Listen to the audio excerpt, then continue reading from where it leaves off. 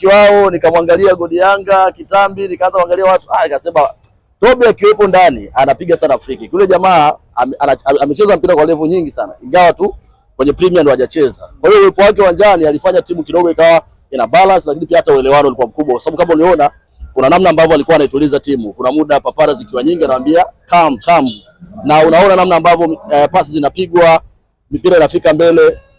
Vingine kwa vimbwanga tu vya kina Mzalamo, unajua pamoja na mwili mkubwa, lakini jamaa basics za football zipo, touch zake, namna ambavyo anagusa anachia, hataki kujichosha mzee wa watu na kitambi chake. So ilikuwa ni burudani of course. Nawapongeza wote, nawapongeza Simba, nawapongeza Yanga kwa sababu ni ubunifu mkubwa, na hii inaleta hamasa kwamba sasa hapa hakuna uadui.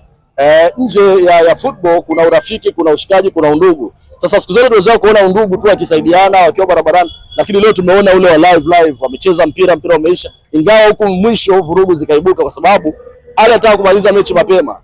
Kuna muda waliitana nje na Ahmed Ally, kama uliona kama alikuwa na mind kwamba baadhi ya wachezaji ni mamluki. Sasa Ahmed Ally anamwambia tukuonyeshe kadi zao, Ally hana kithibitisho. So kilichotokea ni kwamba alikuwa anataka mechi ishe mara baada ya kuona yule goalkeeper mzungu. Yule jamaa hatari. Kuna timu itamsajili yule jamaa. Sidilisha dogo kesho kutwa. Sidilisha dogo kesho. Kaka, jamaa yupo. Ukiachana na mwili wake mkubwa, lakini jamaa anajua kudaka, anapancha alafu anadaka alafu anatulia. Kwa hiyo mimi nilipoona sura nyeupe nilisema huyu mweupe huyu, hata kama hajawahi kufanya mazoezi, huyu mpira upo. Tukio hili ambalo amelionyesha Young Africans pengine imeonekana ndio tukio la fedheha kwa kiasi kikubwa. Kipi? Ili tukio la mechi kuisha kabla ya dakika kutimia. Kurusha chupa uwanjani. Mashabiki wa Yanga of course wanaga uvumilivu. Huo ni ukweli. Yaani haijalishi kwamba wamefungwa na nani. Wao walifikiria kwamba wanacheza Simba na Yanga ile yenyewe. Kumbe walikuwa wanacheza kina Mzalamo tu wasini ya Mungu, walikuwa wanacheza na timu tu ya kawaida vijana wenzao, lakini wanaonyesha utovu wa nidhamu kwa sababu hawajakanywa, lakini pia hawapati malezi yaliyo bora. Hawapati watu ambao wanaweza kuwasili na kuwaelekeza. Unajua mashabiki wa Yanga wanawapanda hadi viongozi wao kichwani. Yaani mashabiki wa Yanga wanaweza wakazungumza chochote na viongozi wao akawasikiliza. Lakini mashabiki wa Simba wana uvumilivu, alafu pia wana utulivu. Sasa ile kurusha chupa ni kuonyesha jazba na ghadhabu. Unajua hawajawahi kufungwa. Kwa upande wa timu kama timu Simba na Yanga, Simba amefungwa mara 6 mfululizo, sio? Kwa hiyo leo kufungwa kwao wanaona kwamba sasa utani unageuka. Wanaanza kuchekwa mtaani na vitu kama hivyo. Sababu leo sasa hakuna mtu wa kuwasaidia.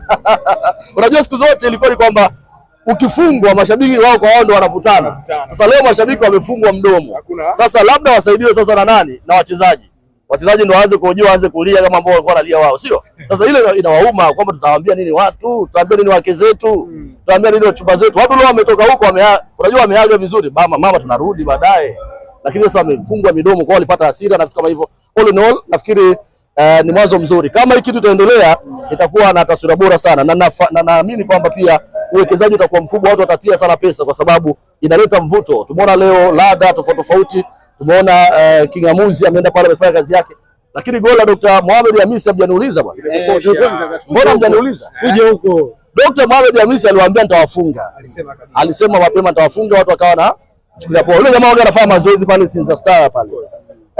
Ana basic za mpira. Anachokosa yeye kidogo ni mazoezi, utimamu wa mwili, lakini ni mmoja wa wachezaji wazuri. Inaonyesha Simba kuna mashabiki ambao wanajua mpira, wanaweza kawa wanaongea mpira uwanjani, lakini pia hata miguuni pia mpira upo. Tofauti kidogo na mashabiki wa Yanga. Sababu leo Yanga wameambiwa kwamba ninyi mnaweza kupiga kelele kwamba hatuchezi, mnaweza mkavutana, lakini tukija kwenye mpira wanafungwa vizuri tu kwa sababu mpigwa goli mbili wameshindwa kurudisha.